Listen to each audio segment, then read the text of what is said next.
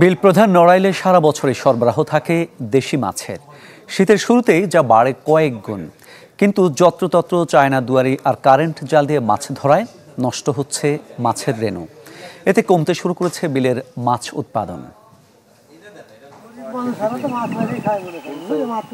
নড়াইলের শলুয়ার বিলে অবৈধভাবে জাল আর খাল বেঁধে দেশি মাছ আহরণের চেষ্টা করছেন জেলেরা।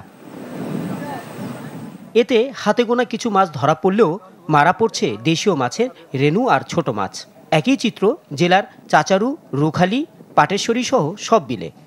প্রথম যখন জোয়ারের পানি আসে তখন ডিমলা মাছগুলো আলোয় কোপায় এবং এই যে চায়না দোয়ার যে ক্ষতিকারক ডিমলা মাছ, ছোট মাছ সবই ধরা পড়ে।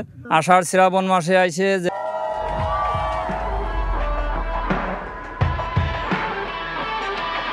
সমস্ত এই সে ডিমের মাছ আসে, এই মাছগুলো লাইট দিয়ে ধরা পড়ে, মারা পড়ে, যার কারণে মাছের কোনো উর্বর হয় না।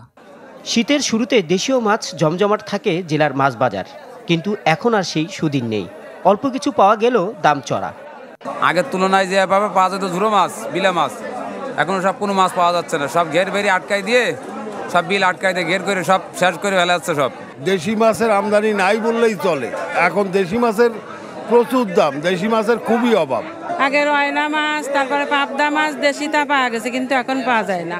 এখন সব হচ্ছে চাষের মাছ। চায়না দুয়ারি আর কারেন্ট জালের ব্যবহার সহ নানা কারণে দেশি মাছের আকাল চলছে বলে স্বীকার করলেন মৎস্য কর্মকর্তা।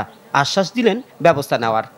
আমাদের যারা মৎস্য চাষি আছে তারা অনেকেই অনিয়ন্ত্রিতভাবে বা কোনো নীতিমালা অনুসরণ না করেই এইখানে ঘের তৈরি করছে, সেই বিলের মাঝখানে ঘের তৈরি করছে। সেই ক্ষেত্রে হয়তো চাষের মাছের উৎপাদন বেড়েছে, কিন্তু দেশীয় প্রজাতির মাছের প্রাচুর্যতা কমে যাচ্ছে।